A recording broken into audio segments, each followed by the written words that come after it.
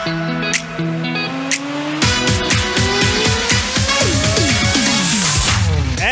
yes mga mahal, ako ay nagbabalik. Happy Friday sa inyong lahat. Hindi Friday, pero last day of the week, 'di ba? Para sa ating mga nagtatrabaho na talaga nga namang alipin ng salapi, meron tayong long weekend.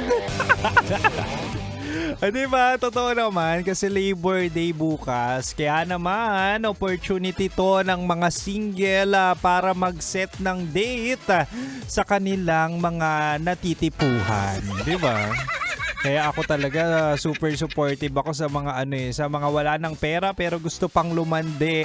Wow! Kaya tonight sa ating Chinitox, usapang pag-ibig mula sa Spicy Opa mo DJ Kim Chino. Diba nga sabi ko sa inyo, ibibigay ko ang tatlong hindi ideal na venue sa first date. Okay? Sabi ko kanina, unang-una sa first date, huwag kayo pumunta sa bar or club. Ito yung sinasabi natin na maingay at hindi kayo makakapag-usap ng maayos. Tapos parang may balak ka kasi may alak. Diba uso yun? May alak, may balak. Hindi kasi first date, definitely gusto mo ng good conversation, good discussion. 'Di ba? Ayaw naman natin na kung saan nagbubulungan kayo, nagsisigawan kayo pero hindi pa rin talaga kayo nagkakarinigan. Anong purpose nun?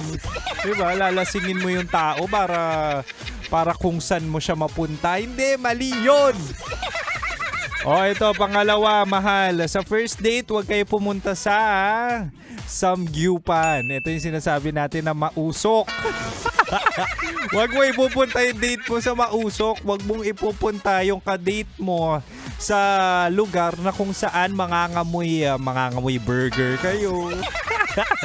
Mangangamoy Korean barbecue kayo. Bakit? Ang hassle nun imaginein mo, malay mo yung ka-date mo ay katulad ni Kim Chino na talaga nga namang merong mga specific fragrances or pabango. Diba? Ako talaga nung ito based on my experience, mahal, di ko naman sinasabing lahat, no. Nung nakipag-date ako sa isang taga-airlines. Siya ay lumilipad-lipad sa eroplano. Nag-date kami sa sa bilihan ng burger. Bilihan ng burger dun sa QC. Actually, okay naman yung restaurant. However, nangamoy pati kami, 'di ba? Ang akin lang naman, mahal yung pabango na ginagamit ko kapag pumoporma. So ang ending nawala at yung amoy ng pagkain, yung amoy ng restaurant ay kumapit sa damit.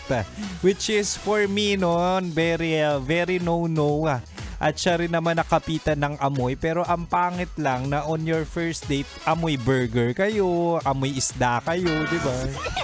So make sure i-consider nyo na wag dun sa mga mausok, wag sa samgyupan. Kasi pwede naman, ba yung mga mababangong places kapag first date? Pwede naman sa cafe Pwede naman sa mga coffee shops, yan. Para at least, 'di ba, makakapag-usap kayo, getting to know with each other kayo, and at the same time, hindi kayo mangangamoy na talaga nga namang magkakaamuyan kayo na parang karne, parang malansa, 'di ba? Wala pa kayo sa ganong point ng buhay na kung saan pwede kayong maging mabaho. Hindi nyo pa mahal ang isa't isa. Naaalala ko dati yung ex ko, kahit hindi naliligo, kahit hindi nagsisipilyo, inaamoy ko pa rin kasi nga mahal ko. Pero ibang usapan kapag first date. Okay, first date, dun muna kayo sa hygiene. Dun sa peaceful, doon sa talaga nga namang may good conversation kayo. Makinig kayo sa akin para tumagal kayo or hindi kaya magkaroon ng second date, di ba? Anyway, mahal, dalawa pa lang yan sa bala ni Kim Chino. At kayo mga nakikinig dyan, kami po ay magla-live sa YouTube, ng Love Radio Manila.